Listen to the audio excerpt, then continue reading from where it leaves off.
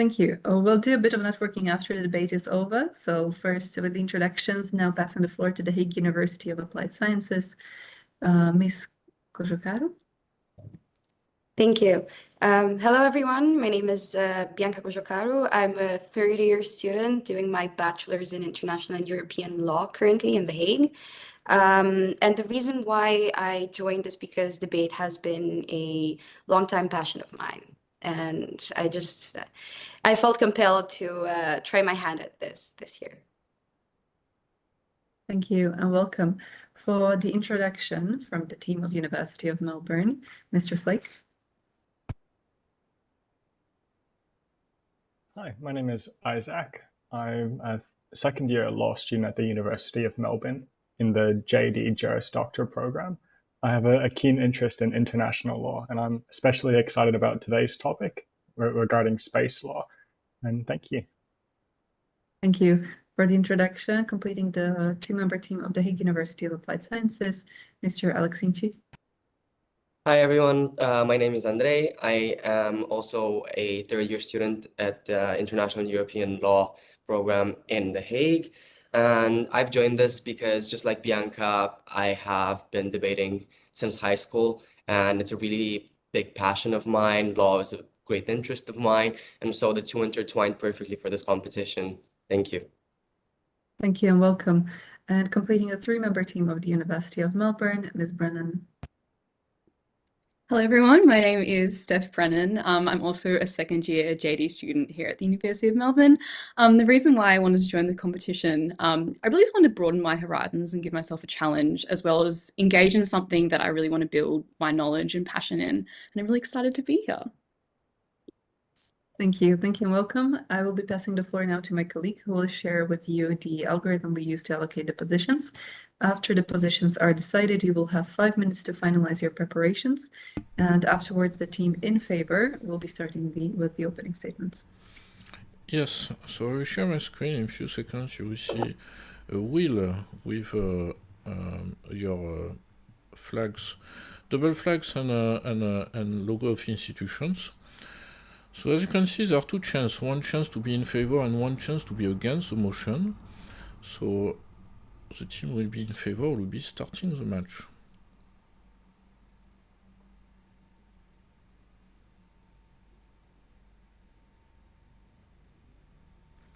So the University of Applied Science will be in favor of the motion, and then we'll be starting the match. And the University of Melbourne will be against the motion. So it means concretely the University of Applied Science will defend the position that a legally binding global space traffic management system should be established to ensure the safety and sustainability of space activities in accordance to international space law, while the University of Melbourne will defend the position that a legally binding global space traffic management system should not be established to ensure the safety and sustainability of the space activity in accordance to international space law. So now you will have 5 minutes to review your notes, and then you will start the introduction by the University of Applied Science.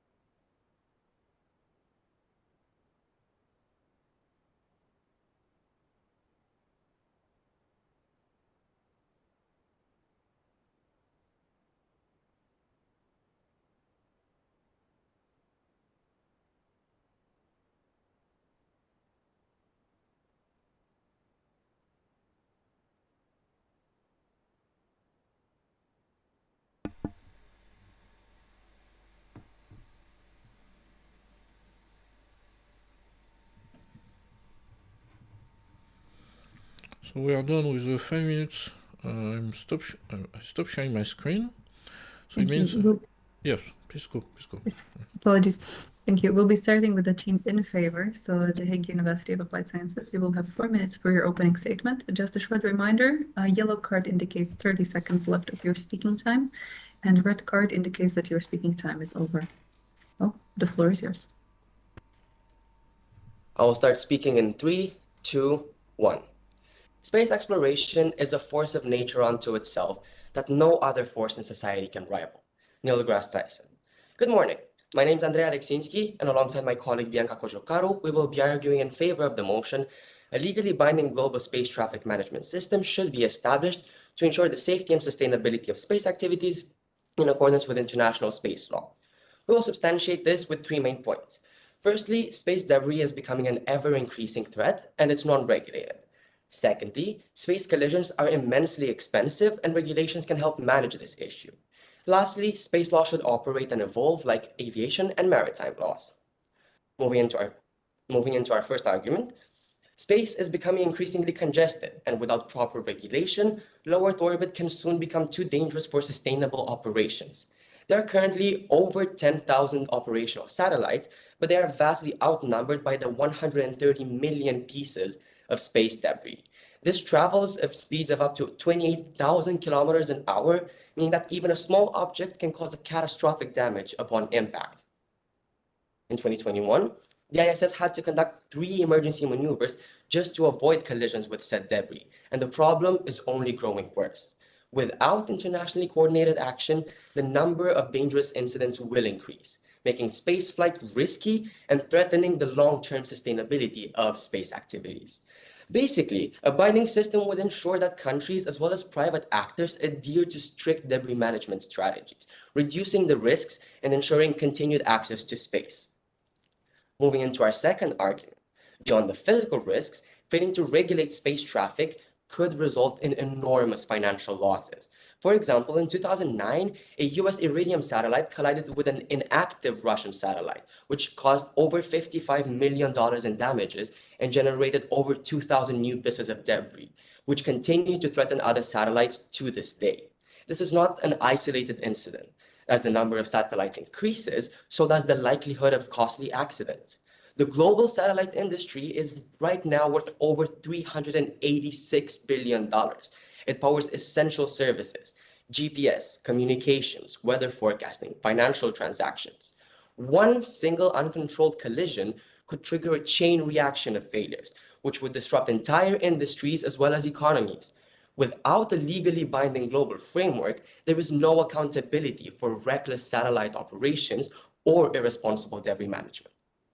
Basically, such an agreement would require adherence to collision avoidance protocols, liability rules, and coordinated traffic monitoring, preventing catastrophic financial losses. Now, moving into our third and final argument. History has shown that international traffic management is both possible as well as highly effective. For example, the Chicago Convention of 1944 established the globally recognized aviation rules, which have drastically improved flight safety. It has led to an 80% reduction in aviation accidents since 1970. Similarly, the UN Convention on the Law of the Sea has successfully regulated maritime traffic. It ensures safe and equitable access to the world's oceans. This is what we need for space. These systems demonstrate that legally binding agreements can manage high-risk global domains. Space, just like sea and air travel, is a shared resource that no one nation can own. If we fail to establish clear and enforceable rules, we risk congestion, environmental degradation, as well as geopolitical conflict. The success of aviation and maritime regulation proved that an internationally coordinated space traffic system is very feasible and necessary. To conclude, a legally binding space traffic system is not just logical, it's yet again necessary. Without it, we risk space collisions, economic disaster, and the loss of access to space. Thank you. Thank you. We'll now hear the opening statements by the University of Melbourne's debate team for the against position. You have 4 minutes. I will start in 3, 2, 1.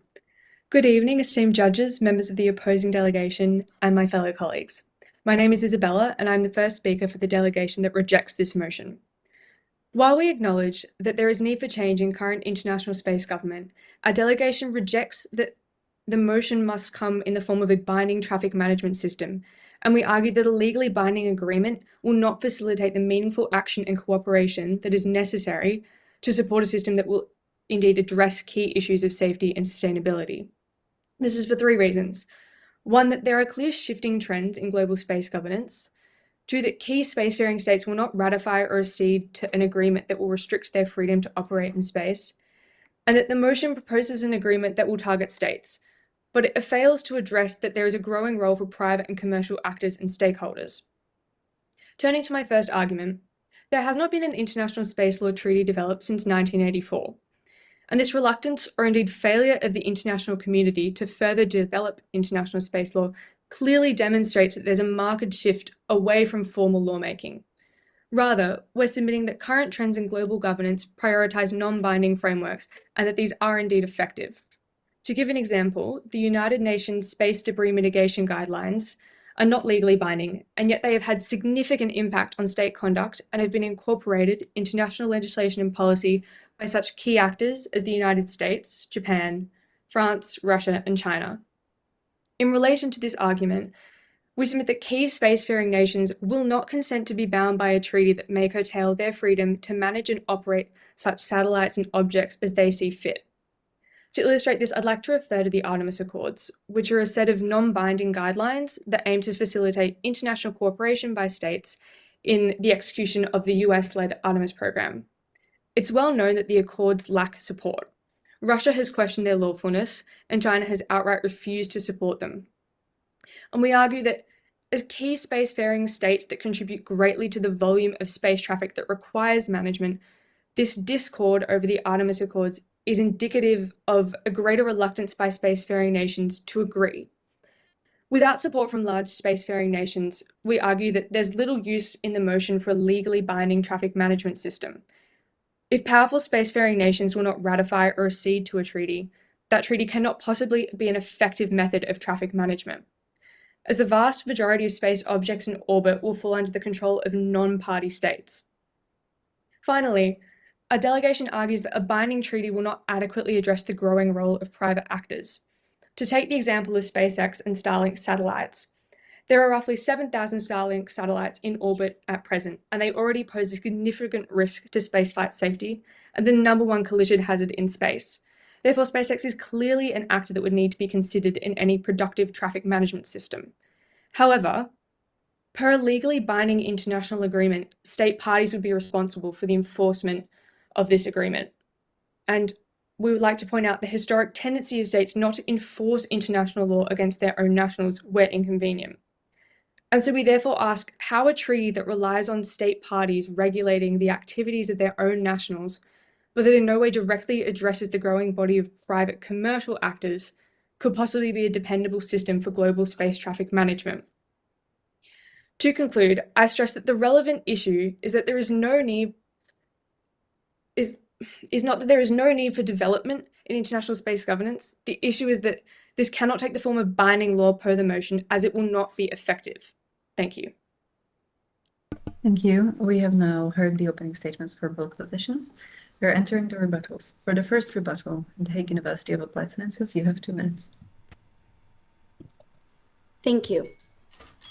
We would like to point out that while we completely understand the point of the opposing team that there is a big hurdle in terms of the acts of private actors in the so-called space race, we find the argument that state parties are reluctant to enforce international legislation when inconvenient, as they phrase it, to show a lack of will to hold these private actors accountable.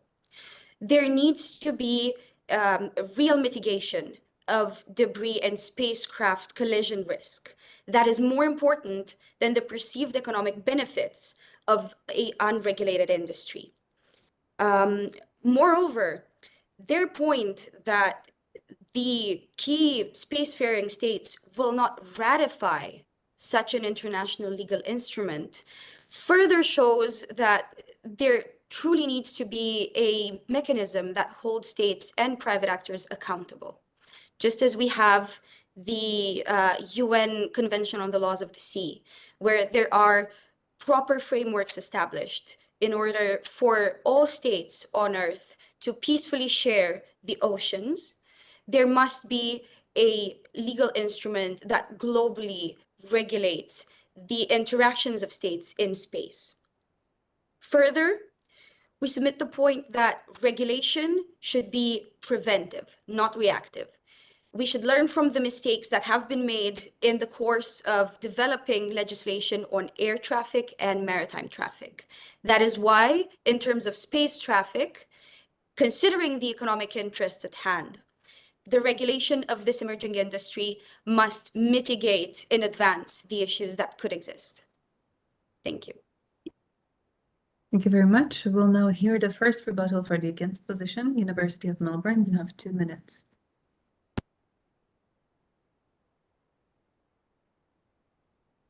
Am I visible and audible?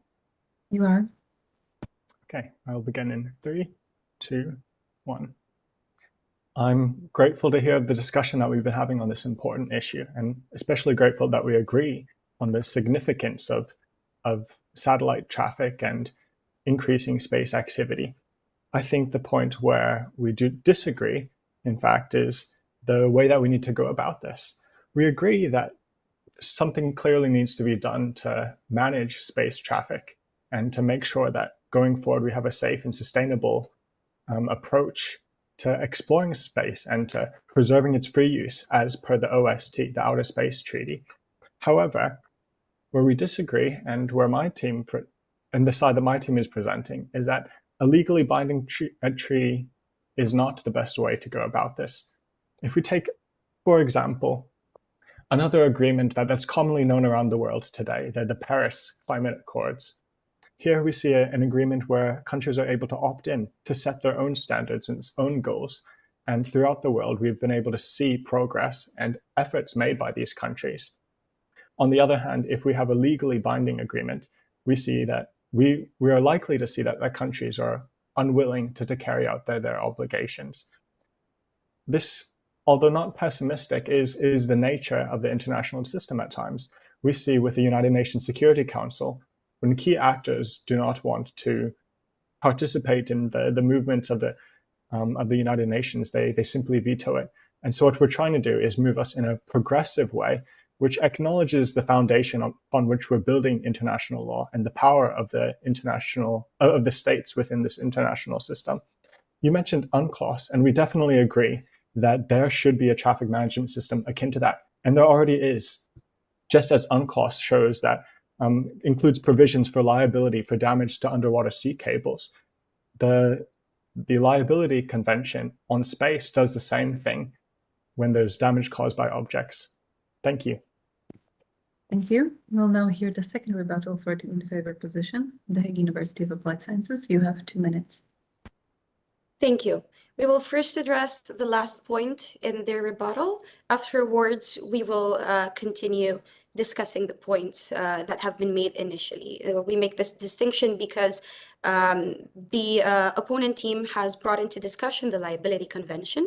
And while we completely agree that that is a stepping stone for the internationally binding framework that should be in place for space traffic management, we should recognize the shortcomings of the liability convention. In the aforementioned collision between the US and, the Iridium Cosmos collision in 2009, there was a clear difficulty in assigning liability to the state parties involved in that collision, which is why we need to build upon this framework.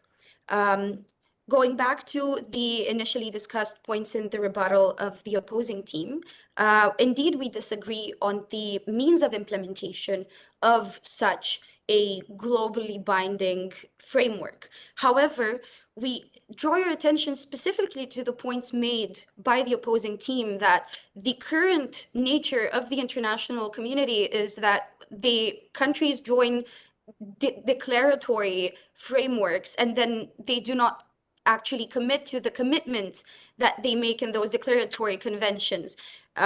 We need to ensure the safety and sustainability of space. And as we've previously mentioned, the regulation must be preventive, not reactive, because we see the current state of the Earth.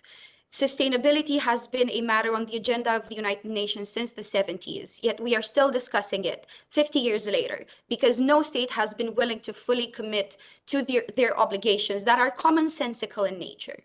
That is why we believe strongly that there should be an international binding framework to ensure the safety and sustainability of space. Thank you. We'll now hear the second rebuttal for the against position. University of Melbourne, you have 2 minutes. I'll begin in 3, 2, 1. I'd like to draw attention to 2 statements made by the opposing delegation. One, I would like to assert that it is simply a simplification to point to a lack of will as an indication that we need a mechanism. There are indeed real issues with the lack of will and real consequences if we do not get the sign up to a legally binding agreement, as indicated by my colleague. So any major non-signatories will make a difference. And indeed, this is a very different time than 1967. There are over 80 countries that currently have satellites in outer space. This is in stark difference to the Cold War period, the space race period, in which we had 2 major powers. It is becoming a diverse global environment.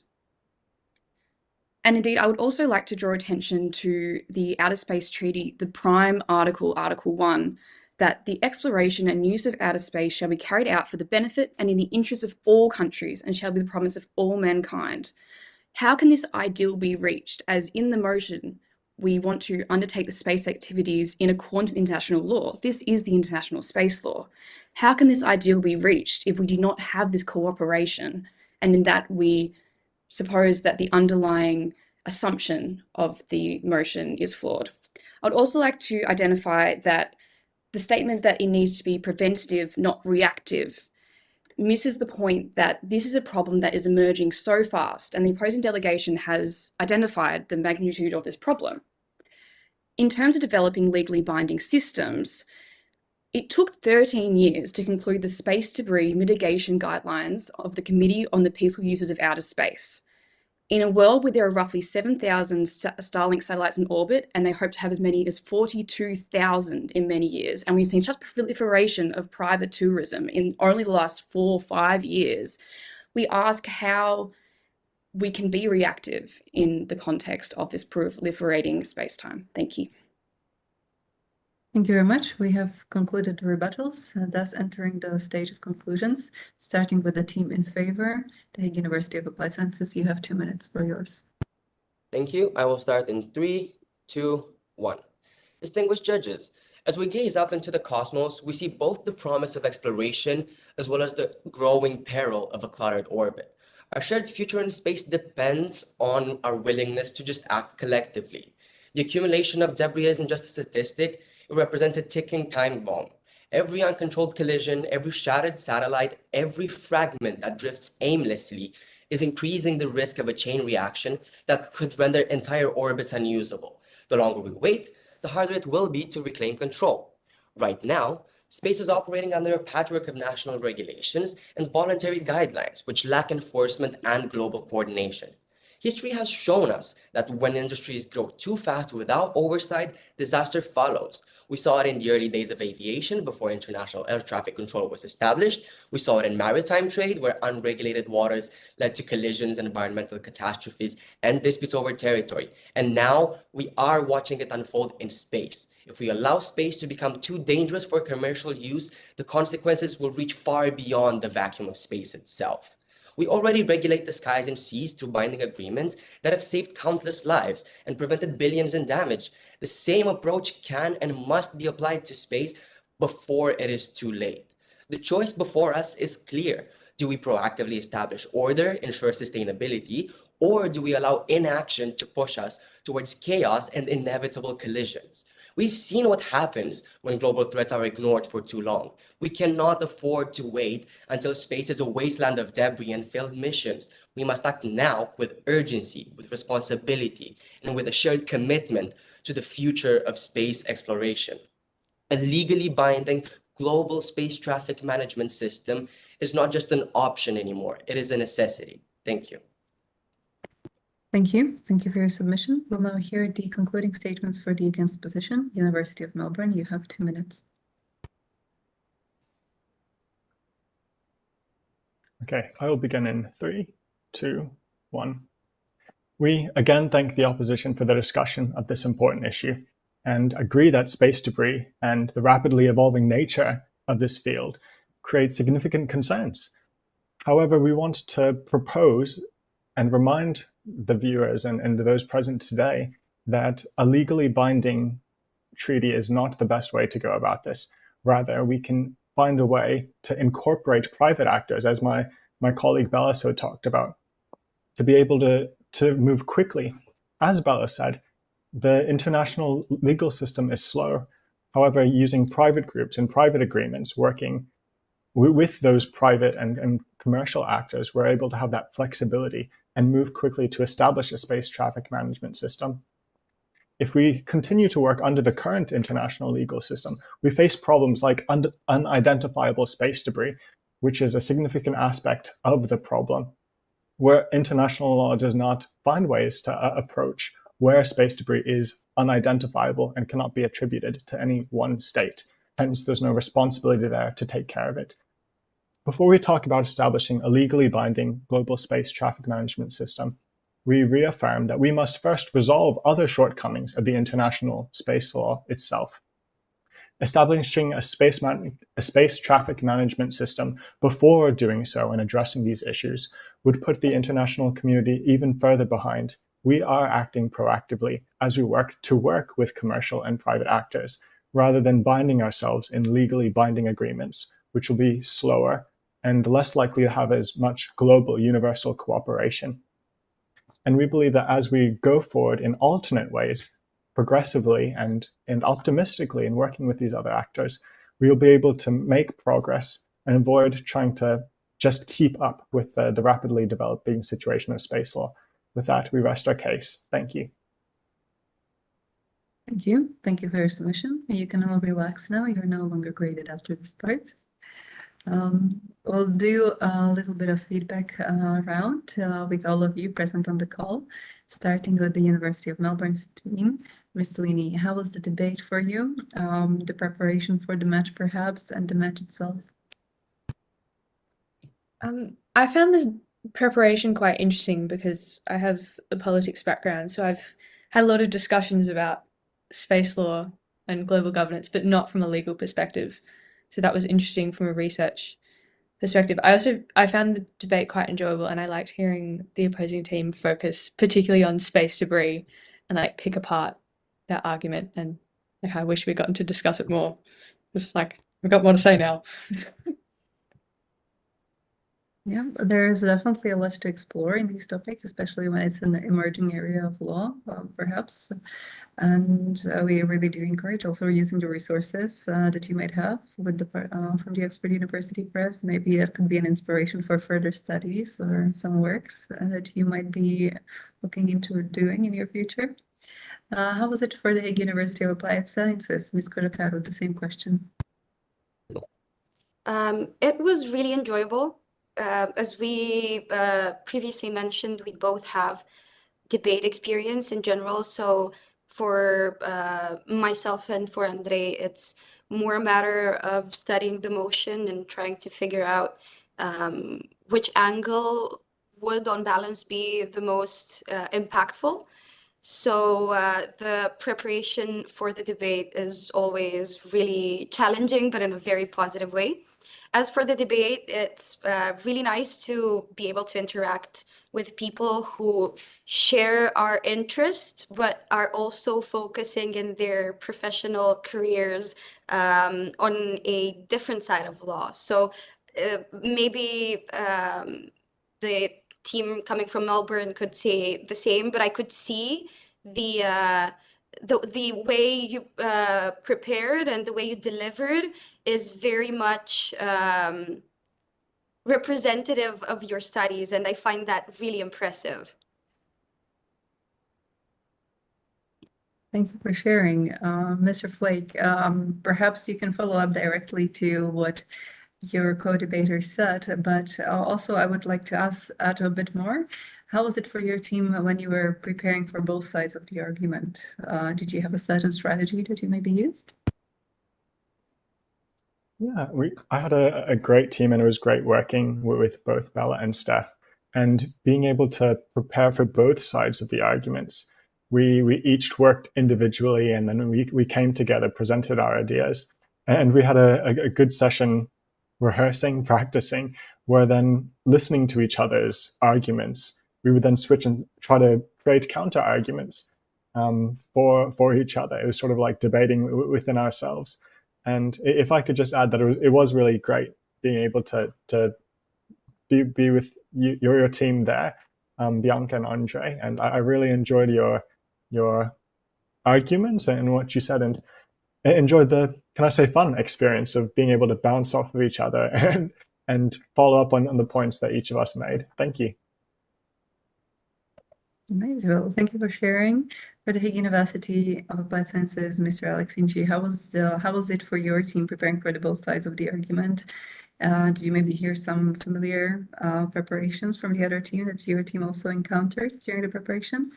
And perhaps also just one more question from my side, and that would be, is there anything or perhaps we've had experience that some of the teams are already familiar with each other before the debate. Did you look up either, since this is the first match, did you look maybe some videos from the predecessors of the Melbourne team to prepare on the strategy? I'm not going to lie here. We are not familiar with any of the matches of any of the teams, just because since the format is not too set in stone, it means that you can kind of play around a bit with the concepts and the way you prepare your speeches, the way you deliver them. And so we kind of just went based off the fact of, I will make my argument, and the opposing side of that argument is going to be the con. So we kind of did exactly like Melbourne did. We have done all of the arguments in parallel. You came up with a decent to good argument here, then you tried to make the best counter argument, you put it onto the other side, which was pretty interesting. So we did share a couple of good arguments, because at the end of the day, the issues are the issues, right? Enforcement, countries not wanting to actually get into and ratify these treaties. But at the end of the day, the fact that the motions are usually relatively broad also allows you to have a lot of discourse and hear new ideas that even if you've had like 10 in your list, you still hear new ideas with every single speech that you see. But also, I will share in their wish to have had a bit of a more of a back and forth, because every single time something happened, we were like, we need like 4 more rebuttals. Every single team needs so much more rebuttal. There needs to be a discussion on this. I agree. Yeah. Professor Levant, I hear an appeal for lengthening the debates. Miss Brennan, for the Melbourne team, how was it? Did you hear some surprises from the arguments from the Hague team? And did you perhaps review some of the strategies from other teams that are already on YouTube?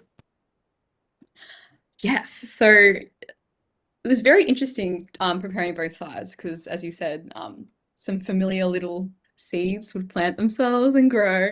But I honestly liked the aspect of the interest of hearing what the other team would say that you hadn't even thought of. And I thought that was really, really exciting when I would hear something or I didn't even think of that, and just knowing it's someone across the globe who shares all the same passions and they're thinking in a different way than me. It's just an amazing experience. In relation to the second question, I'm going to make a little bit of a concession. This is my first debate ever. So I did watch a few matches and consult some people on how best to prepare for especially such a unconventional format.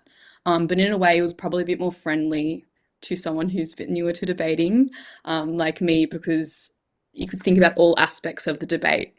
But rebutting on the fly on my first debate was a very fun experience. Thank you for sharing. And perhaps there could be a possibility for the teams to even meet in person as the final week is being held in The Hague. So perhaps this would be a home ground advantage for the Hague team for the next question. And that would be, should the Melbourne team decide to join for the final week and travel to the Netherlands, to The Hague, or perhaps maybe in future for exchange or for visit to the Netherlands, what would be the thing to do where you would take them either to sightsee or what food or drink to try should they arrive to The Hague? Well, maybe the law students and us are speaking, but you have to go to the ICJ. All of the public hearings, all the trials are public. You just go at like 7, 8 a.m. You show them your passport. They put you on a list, and then you can see the Peace Palace. All of the greatest arguers basically in the world that one could have are in those desks talking. And also go for a stroopwafel. We are not Dutch, Yeah. but stroopwafels are great, and I think everybody would enjoy them. They're always a hit. Yeah. Caro, maybe if you also would like to add anything to that is unexpected, maybe that you wouldn't hear about The Hague, that definitely the incoming students should see. Honestly, this is maybe like a more niche thing, but the city is unexpectedly full of street art and graffitis. And there's an entire community of creators that paint murals and basically beautify the more utilitarian structures in the city. So if you happen to just take a walk around, I think that's the nicest thing, especially about the residential areas. Because in the center, you have a lot of cool things to see. But specifically in the residential areas, I think the graffitis that you can encounter are the best part. Right. Same question for the University of Melbourne. Should the Hague University students arrive to Melbourne, or you would have the opportunity to meet, where you would take them to sightsee, what food to taste or drink? Oh, wow. I feel like the unique thing about Melbourne is that it's a very large kind of area. It's a big metropolitan catchment.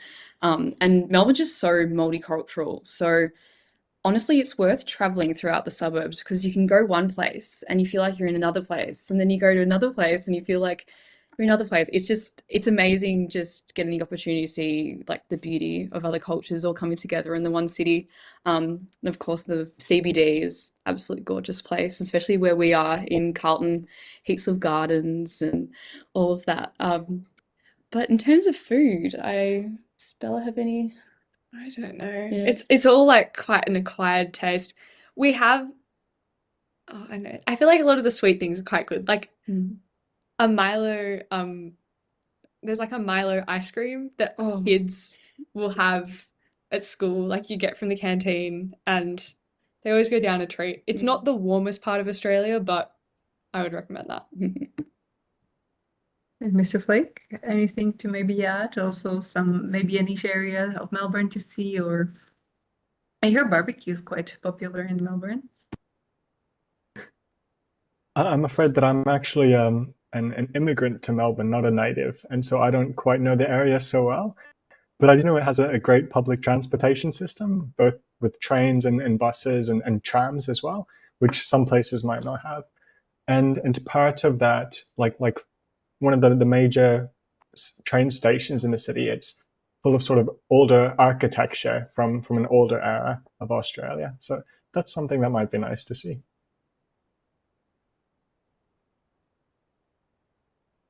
Right. Well, as the organization, pardon me, the sun is playing a joke on me right now, the camera, but really, we do encourage you to stay in contact. When the match was announced, I believe we tagged all team members, so there's one way you can already find each other through LinkedIn. Another one is if you would like to exchange email addresses, do let us know, and we'll put you in contact through that as well. And finally, yes, really hoping to have the possibility to introduce you all to The Hague during the final week. Of course, the Hague team is already familiar. We planned quite a few visits. This is the week of June, so the 9th to 13th of June. There will be some activities planned in The Hague, both the visits as well as some networking possibilities with the teams that arrive. And on that note, I'm passing the floor to my colleague, Professor Lorange. The floor is yours. Yes, indeed. If you want to come to The Hague from Australia, for example, the ambassador is always happy to welcome the teams from Australia every year. His name is Mr. French, by the way. Yeah, like me. But yes, last year he welcomed a team, for example. So yes, all the international, I would say, legal professionals who come to The Hague, they are welcomed by indeed the ambassador of Australia, especially because there is a judge as well here at the ICJ, who is Australian as well, Miss Hilary Charlesworth, who is very famous here. So yes, and of course to network with all the other teams who are participating and will be as well around that time in The Hague as well. So many thanks for both teams. That was finally the first match. Yes, the very first match, and but first of many, and you will have, of course, the pleasure to debate as well with University of Manitoba, who will be waiting for you as well for the next round, and of course that will be determining particularly for the 8th of finals a bit later. So many thanks again, we'll be in touch, and obviously don't hesitate to watch the other match. So thank you again, and wish you a great rest of the day and night in Australia as well. Thank you, bye-bye. Well done, Thank everyone. you. Thank you. Bye. Bye-bye. Okay, Thank you so much. Bye-bye.